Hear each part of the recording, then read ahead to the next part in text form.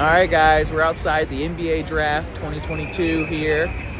We had announced a big podcast with Bruce Pearl. It didn't really work out. A lot of timing stuff, airplane stuff, and everything. We did get to interview Coach Prewett, Coach Burgomaster, which we got some interesting answers on that. And we got to attend the draft. Got to see Jabari go number 3, which is still the highest any Auburn player has ever gone. And see Walker Kessler go, what, 22? 22 to Memphis. To Memphis, which would be a lot of fun to watch him with a really good team with John Moran, a young team that's growing a lot. And, man, yeah, we still had a good time tonight. You'll have to listen to the podcast, Matt. Thoughts about? Yeah, just be ready. So we're going to put this in the front of the next episode, which should have about 20 minutes with the assistant coaches, which small thing for us. We've now interviewed all the Auburn assistant coaches, and we actually got to walk to the draft with Coach Prewett, Coach Burgomaster as well. So it's cool, just to talk to them for 10 or 15 minutes. Jabari, I grew up in Houston. I'm excited. Jabari's going to the Rockets. Orlando, made some haters in the Auburn community, I'm sure, but it was shocking, honestly. If you weren't paying attention to the draft and you just I thought Jabari was going to number 1. I guess it didn't work out right. It was not just shocking to Auburn people. It was shocking to the entire NBA landscape, honestly. People were blown away that Paulo went first. Now, if Chet went first, okay, it's an upset. It's like a top 25 team beating a top 10 team. But Paulo doing it was it was huge. It was probably one of the biggest upsets in NBA draft. Yeah, especially within 24 hours. Because last night when I actually flew up to Brooklyn, there was some stuff going on. There was the betting odds changed really weird to go Paulo number 1. But then by this morning it was back to normal, and you had Woj and people on ESPN saying that Jabari was still going to be the number 1 pick. So there was some energy in the building when that did not turn out to happen. And then Oklahoma City, everybody said they loved Chet, and they followed through with it, even though they had Jabari, on the hook. They could have had him. But really, he's going to be motivated. Jabari's going to do his thing. I think we're confident of that. I think the coolest thing is to have Walker go to Memphis. Great fit, young team. I think they need a big guy like that he can add something to that team. And it's close to home for him, and it was cool seeing all the families, his parents, and everybody going crazy. We snuck down and sat a little closer for the Walker Kessler pick in the later first round. Anyway. It was a cool combination that we get a guy that goes so early that it's worth our coaching staff coming up to New York and going to Times Square and getting a cool picture, we get to meet him at the New York Auburn Club. But also we got a second great pick and another great player actually go to a good team. Yep. So we hopefully have a team in Memphis with John Morant and all that young crew. We can actually enjoy watching win while we watch Jabari, just to hope he puts up good stat lines and does it over a couple years. So good, cool combination. It's been fun, man. Shout out New York Auburn Club. This guy, Jackson, did a lot of work to help make some cool things happen. Obviously, we'll hope to get Bruce, on the podcast at a later time. But it was still cool. He's now officially our white whale. And Charles Barkley. We I don't think we started the podcast thinking we'd ever get Bruce or anything, but now that it got so close we can almost taste it, we're really hoping we'll get him on maybe in the next year. I don't know. The other thing I would say, be on the lookout. We are planning to do some episodes around the Israel trip. This next year's team is starting to come together. They're getting extra practices because of that trip. That, I believe, is July 30th when they go on that. So, listen to this draft, kind of draft-oriented episode. You'll hear some of the questions we asked the assistant coaches. And we are still alive. We are still doing a podcast, much to, you may be wondering, it's been a while, but we're still out here, and we're here in Brooklyn, so it's been a lot of fun. And little updates, if we're going to do a little let's see how long my arm lasts. We said we'd do this for 5 minutes. It's 4 minutes in, and my arm hurts already. But Johan Traore? I think it's Treo. We're going to learn all these names, I swear. I saw a tweet that's it shows who the real people are that know how to say the names. We're learning. All right, we're learning. But he made the practice, and I was getting nervous level 7 or 8 when he didn't show up when they expected him to. He came a couple days later than that, and he is there for the Israel practices. And you'll hear on the episode whenever this little front part ends how important those are. Steven already talked about it, but you'll hear more from Chad Prewett about how important it is to get him into those practices. We've seen Janai Broom is also here. He's at Lake Martin with a shirtless Bruce Pearl, and who else was there? Trey. All the newcomers. Chance Westry, Trey Donaldson. Yep. Shout out to my namesake, Trey Donaldson. Bruce has had a wild week. He's been in the College World Series in Omaha, then back to Lake Martin with his new people. Then here in Brooklyn, it's been he has not missed, other than our podcast, an opportunity to be interviewed or marketed or anything, which is amazing. We talked about that this morning, me and Matt. He stayed over and talked about, like, that's what you want out of a coach, to understand how important it is to get these little moments and, like, be in the box and, like, show what's going on. Super cool to have a whole box of Auburn coaches, staff, administrators. Marlene DeVore was there, who came on. Shout out Marlene. Marlene, shout out. Thank you for all that you do for. We got to do a little Tiger Walk too. You might have seen Auburn men's basketball Instagram post a video. We were there, kind of just cheering as Jabari came into Barclays Center. So we've done some cool stuff. It's been a lot of fun. Could have been a little better, but we're still excited for the coming year and to kind of share this Auburn basketball stuff with you.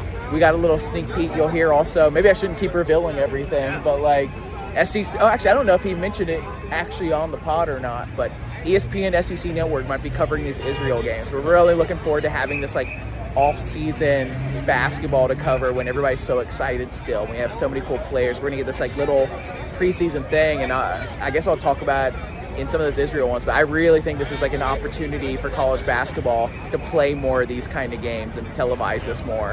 And 4 years ago, you couldn't even find the score on a message board or on Twitter or anything to these Italy games they had.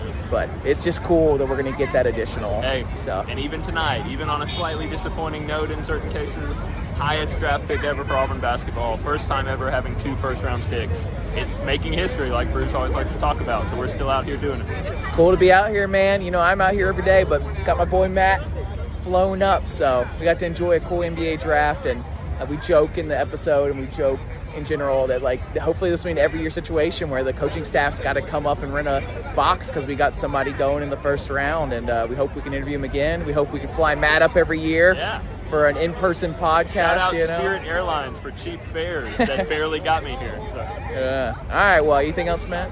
No, just enjoy this episode. We will be putting out some stuff here in the next few weeks. Shout out to Ben Young for helping out with the audio and the video. Man, we couldn't have done any of that without him. So big shout out to Ben and War Eagle. City of Dreams, War Eagle.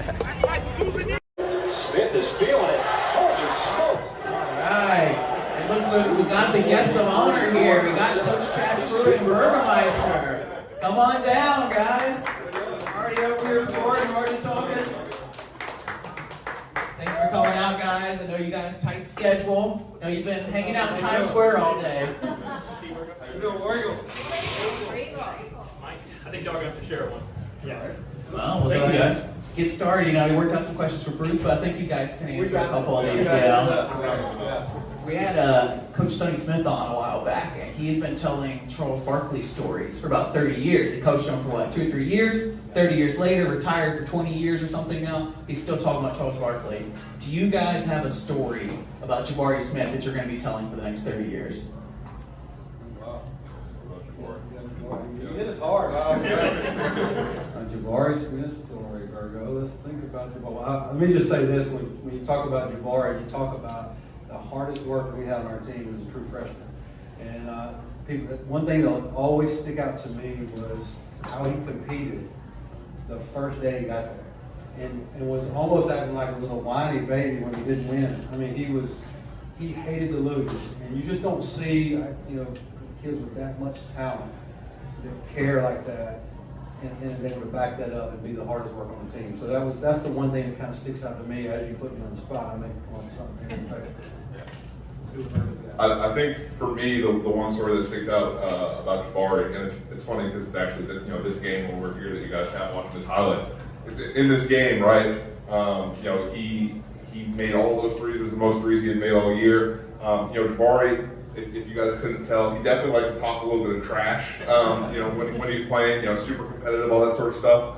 At one point during the timeout, he came over, back into the huddle. I think he had just made maybe his 3rd or 4th three in a row or whatever. And he's just like, man, I feel so bad for these guys. They just can't guard me. And that one always sticks out for me because it was pretty fun. So. That's what I'm talking about. That's the kind of story Sonny tells 30 years later right there. And you were talking about smack talking, if we could put you on the spot or not. I think there's some Syracuse alums out there. I think one of Jabari's few texts. Can you tell us what he said?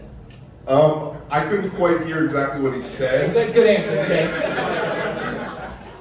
but that one was great for me because my oldest sister is actually a Syracuse grad, so I was really excited about that win too. So.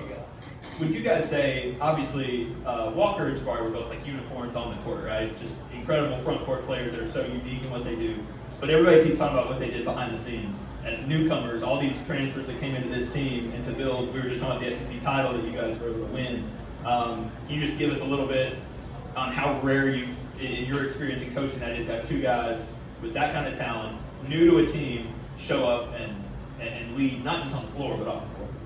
Yeah, I mean, I think, one of the reasons, we're really hopeful that, Jabari's going to go number one tonight is first his leadership at such a young age. He was 18 years old for the entire season, and his ability to come in and command the respect of his teammates, the respect of the locker room, and really be a vocal leader for us from the get-go, I've never seen anything like that from an 18-year-old before. And then, Walker too, same way. Walker, not as vocal of a person, but just the way the two of them worked. Walker being a little bit more of a leader by example, his work ethic in the weight room and in his basketball workouts outside of practice, that sort of stuff. Those two just led from day one. And yeah, it was really special for all these newcomers to all come together, and those two were definitely the reason why we were able to do it. I got one for you also. Again, sorry to keep skipping you here, but we heard you set the schedule. Coach Wes Flanagan came on. He said he hates calling these teams, scheduling these teams. I want to know who you've been trying to get, or a team maybe that you can't seem to get that you want to get the most. Like a bucket list team that you want. Like we have all these West Coast teams coming up. Where are East Coast teams? Who have you been trying to get? Yeah, I mean, I think we want to try and get Duke, North Carolina, those teams to play in the regular season. Obviously we've had a chance in the last few years to play against Duke in the tournament at Maui and North Carolina in the Sweet 16 a few years ago. Trying to get them on the schedule, that's like the dream. They don't typically do that. I was going to say, are you saying they don't want to come to Auburn Arena and play? I wouldn't want to if I was somebody else. It's the best home court advantage in the country. So. Can you tell us a little bit of the science behind these tournaments? It seems like, I think Maui you can only play every 4 years, right? We have this amazing Bahamas. Now we're going down to Mexico this year. Like, what's the science? What's next? Can we jump back on Maui? Like, what is another Orlando? Like, how do you do, how do you even them out throughout the years? Yeah, I mean, I think, like you said, you can only play in one of these events every 4 years. So that's the reason why you don't see the same teams in Maui or the Battle of Atlantis over and over again. I mean, I think when it comes to us, how we schedule these, we look at desirable locations for our fans. Obviously we played in New York City in the past too, and we know the Auburn fan base loves to come here and support. Gone to the Bahamas, gone to Maui, so that's definitely a factor, is the location. And then also we want to try and get some competitive games out of it, and that's one of the best ways to do it, rather than having to go to somebody else's arena or them having to come home to Auburn. That's we kind of put that all together, and that's how we get that done. So. Can I squeeze in a random question? Yeah, Because we were kind of on the fly here. Y'all's staff has been together a long time for college basketball standards. You've all worked together. You've kind of grown together since Bruce has been building this program. Can you just speak how special that is to be working with the same people year after year, and how that helps lead to the success that we see on the floor? Yeah, I think it's the biggest reason for our success. That and our culture in our locker room. And those are the two things that stick out to me. The culture in our locker room is unbelievable. And then when you look at a staff who have a bunch of potential guys that could have went somewhere. We had a bunch of guys who've been offered many jobs over the years. But to keep that group together, and one thing about Bruce leads this way. He gives us all, we're all in our own lane. And he obviously looks from above, and he tells us some things he'd like to see done, and we don't do it right. He reminds us. But he gives us complete ownership of whatever we're working on. And so, there's certain things that I'm doing during a game, there's certain things Burgo's doing in a game, and you go all the way down the line, and it's that way off the court as well. And so what happens is when you spend, I spend 12 to 15 hours a day with Burgo and BP and Steven and Wes and those guys, so it's like, it's family, it's brothers. And so you see somebody, this is our 9th year, and I came with BP 9 years ago, so this will be year 9 for me. I think Burgo at 7. And so, just a lot of guys who's, Wes and Ira, I think at 5 maybe. Wow. And so it just doesn't happen. And so we've been able to keep everybody together, and I think it's been a big part of what we've done to be successful. I'll ask you a recruiting question here. I'm sure that's part of the recruiting is saying, hey, we've been here this long. I think you're going to want to be here too. And it's been great to see Jabari Walker today wearing the Auburn jackets and stuff. You always wonder, kids that have been here a year, like how much are they going to embrace it? You've seen them embraced it. My recruiting question, though, after all that, is that Bruce's system has been a lot of transition play, a lot of guard-heavy play, a lot of three-point shooting. But now we're starting to get these great recruits like Jabari, a 5-star forward. We're getting a Walker Kessler. Pre-Walker Kessler, I don't think the narrative out there was that Bruce's system was great for centers necessarily. Now we see we had a 5-star center on campus maybe last week. Are you guys more recruiting towards like a player? If you think we can get a great player, you're recruiting that and then getting the system around them? Or are you looking for those system guys? You look at the 6-foot point guards that seem to fit Bruce's system so well, or is it both? Yeah, I mean, I think you look at system first. Now, because we've gotten better, now the best players in America are calling us. And so now you're able to kind of go outside. You know, Jabari Smith wouldn't have called you 4 years ago. You know, we weren't in a place to take somebody like that, to be honest with you. We weren't good enough for that. And so when you look at this year, but look, even Walker Kessler shot threes. And so we had a big guy. I mean, yeah, we're recruiting big guys, but we stretched the floor. We like for our bigs to be able to shoot the basketball and put the ball on the floor. So I think if you go back and look at what VP, this staff, has been really successful over the years is small guards who will get after you, cause turnovers, play with unbelievable effort and energy, and then be able to make the three. This is probably this year, and then maybe the year after the Final Four, we probably struggled a little bit more from three than the other years we've had. We don't miss many open shots, and so I hope we'll kind of get back to some of that. But being able to recruit better players inside now gives us a lot more flexibility.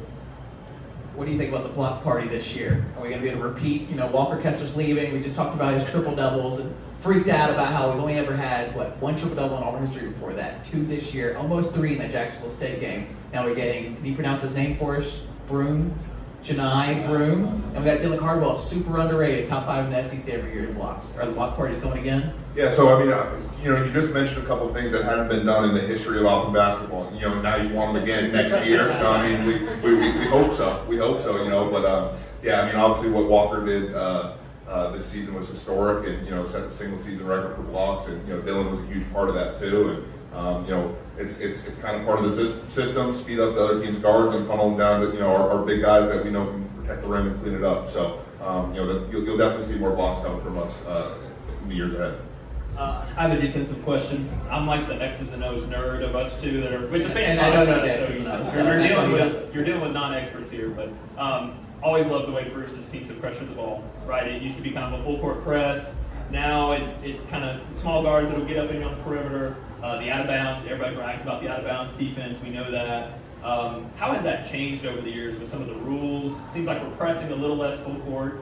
And then also, how do you instill a culture where you're getting these great recruits, but defense, wins a bunch of games? And I think the 2 guys that'll be drafted tonight bought into that. So how do you create a culture that really where that's part of it? I assume Bruce just says that's what it's going to be, right? Yeah, I mean, I think, speaking to the first part of the question, obviously the rules have changed some where, they've taken a little bit of trapping out of the game, so you don't see as much full court pressure. You tend to see a little bit more zone pressure, a little bit more trying to, shorten the possession defensively that you have to guard in the half court. I think we've kind of tried to play to our personnel a little bit each year. I think, the last team that we really pressed a ton with was probably the Final Four team. Chuma was unbelievable up there, face guarding, and trying to prevent the point guards from catching the ball. I think as some of these other teams have had, we've mixed in some zones, some 1-3-1, that sort of stuff to use our length and all that sort of stuff. But Coach preaches it every single day. Defense and rebound win championships, right? And so that's going to be the foundation. Before we put a whole lot of offense in, in the summertime, we're working on our defensive principles, and that's the foundation with which we start, the season. And so I think the guys, no matter how good the players are, they come here because they want to buy into that. I have a good question about Israel. You got Israel coming up. Every 4 years, you can do an international trip. We talked to Stephen Pearl. He talked about how the year his team went international, they went Elite 8. Last time we went international to Italy, Final Four. So we have another international trip coming up. I want to hear a little bit about. Wow. It's a big deal, right? That's me or you. Anyways, no pressure, right? Saying no pressure. I want to hear a little bit about how important it is these practices for these international games, and also what do you think about the future of these international games? I hear ESPN might be getting involved. I hear other teams are starting to promote this. 4 years ago, you couldn't even get a score from these Italy games. 4 years later, I think ESPN, can you fill us in on all that kind of stuff? Yeah, I mean, right now we're planning on either being on SEC Network or ESPN, so they're sending a crew, which tells you a lot. I mean, come on. But yeah, you go back and look at Italy and what that gave us. You know, you're going to spend, first of all, you get 10 extra practices, which is huge. You know, especially when a normal summer for us, basically we get 4 hours a week with the guys on the court. And when you add in an Israel practice where you can do a normal practice, that can be a 2.5 hour practice. You get a few of those built up and you're way ahead of where you normally would be come, you know, October 15th or 1st or 2nd, whenever we practice. You know, so that's the obvious answer is obviously you get that. But I think the biggest thing is just the bonding that you have as you go off. It takes them away from everything they're used to doing, the familiarity of what they do every single day, and then they're stuck with us and each other. And so you're in a foreign land to them, and it gives a great opportunity to experience things together. One of the things that we talk about a lot is, you know, families are there side by side, brothers are there for you during good times and tough times, but your families are there during special times. Think about your family, you're there and you're going on trips. I think the bonding that takes place during those 10, 11, 12 days is even more important than anything you do on the court. You know, I think they put that 4-year rule in a little bit for like recruiting purposes. So at Kentucky or whoever, you know, now in Auburn maybe can't be like, oh, every year we're going to Japan or the Bahamas or wherever, you know. But it seems like a little bit, maybe an antiquated rule a little bit. You think they might change that in the future, maybe every 2 years? Why not every year for the college, like for the benefit of college sports? Yeah, what do you see the future of these international games? Well, I think, you know, we're thinking a little differently. Like, so we took our guys to Italy because of all the history in Italy. We're taking our guys to Israel because of all the history and obviously with our faith, you know, what Israel means. Those are real trips that are going to stay with them forever. You will see a lot of other schools, they're going to the Bahamas or Costa Rica. Nothing against those. I love those places. But not exactly. I think you would see, if you did it every 2 years, you'd see people take advantage of it more from, I'm going to go somewhere just to have a good time and get 10 extra practices a year. Fair enough. So this year's been cool. We won the SEC. Great team. I know it didn't end the way you guys wanted, but when you take a step back, you had the #1 ranking. You have this whole Jungle City thing that happened, and for home games, I was talking to a student right now earlier, and just the demand to get in your games is crazy. You got the practice facility going. You got the biggest donation in Auburn athletics history. I mean, can you speak to how does that add to the feeling of support that you guys feel as a staff and the players? Do the players kind of see all that and does that amp them up a little bit? Well, we talk about Auburn Family. You guys get it as much as anybody. Auburn Family, I don't care where you go, Auburn Family is different. And so, you know, Bill and Connie Neville, who made the donation, are actually with us today. They're going to go with us to the draft, which is unbelievable. So what we've tried to do is to create an atmosphere where we're sharing everything with our family and our friends. And when I say family, I'm talking about Auburn Family. You know, we do this kind of stuff all the time. Everybody on staff is going different places speaking or looking for opportunities to minister to kids or to do something Boys and Girls Club. That's what a family does. Family makes each other better. And so, you know, taking the opportunity that we have, obviously in the last few years, the spotlight that's been on Auburn University through basketball is something that's never happened before. Now, there were some flashes of it, but it's never been this sustained. And I think the opportunity that we have as a staff, and Coach Prewett talks about this all the time, is taking advantage of the moment. We've got to take advantage of the moment. We're still in the moment, so how can we take advantage of it? I'll give you an example. So, you know, in Times Square at 5 o'clock, there was a billboard of Auburn basketball. So if you think about that, that was a 1 hour deal where we had our 2 hours or whatever long was up there, but that's going to last forever. Tip off at Toomer's, when we put a basketball court in the middle of Toomer's corner, it wasn't just about that night. It was something that's going to last forever. Those pictures are going to last forever. We're going to be talking to recruits in their homes about, you know, how many other people are putting a court in the middle of downtown and having 10,000 people cheer you on. And so that's taking advantage of the moment. So I think the challenge for us is, what do we continue to do? You know, as we look at each other and we look at our staff, we say, okay, how can we continue to make a difference and take advantage of the moment and the blessing that God's given us? God's given us a great opportunity and a platform. You know, what are we going to do with it? Well, I think we're cutting close on time. I know you guys getting the draft play, but heat lightning round real quick. So share the mic there. We've asked this on every assistant coach that's come on. Heat check timeouts, pro or con? Heat check timeouts? Heat check timeouts. He wants Bruce to call more timeouts when things are going. Please communicate. Let me put it that way.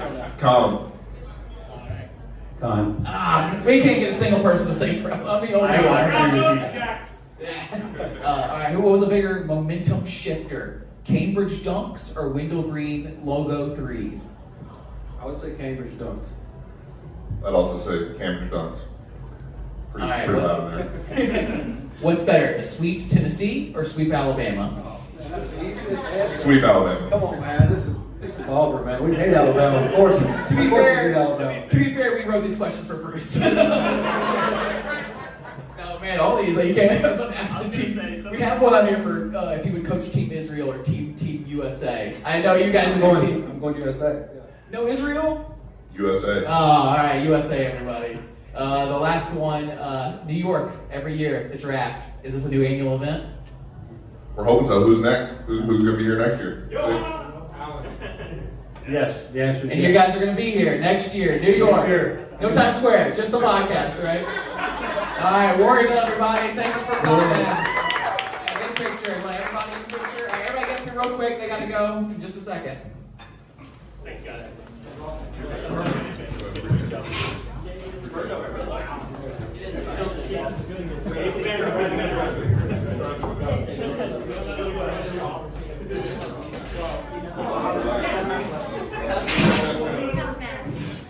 Appreciate it.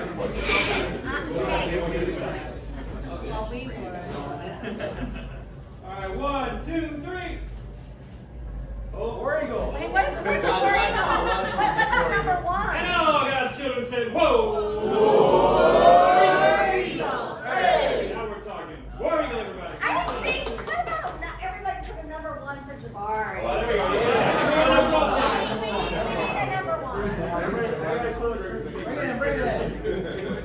Everybody say Jabari on 3. 1, 2, 3. All right, now we're talking. Let's go. And Walker.